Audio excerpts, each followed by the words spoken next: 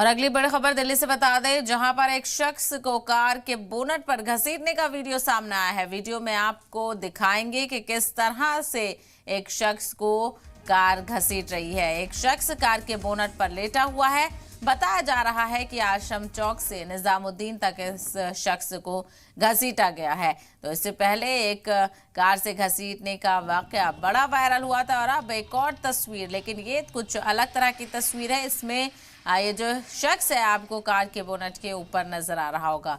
तो एक शख्स को कार के बोनट पर घसीटने का वीडियो लगातार सामने आ रहा है।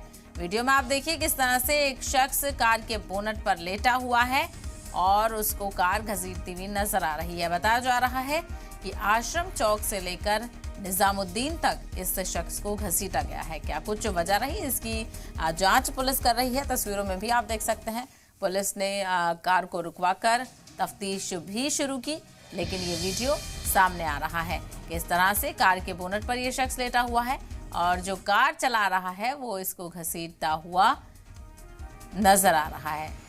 आश्रम चौक से लेकर निजामुद्दीन तक इस शख्स को इसी तरह ले जाया जाता रहा। तस्वीर आप देखिए, इसका वीडियो बनाया गया और ये वीडियो इस वक्त मंजर आम पर तेजी से वायरल होता हुआ नजर आ रहा है।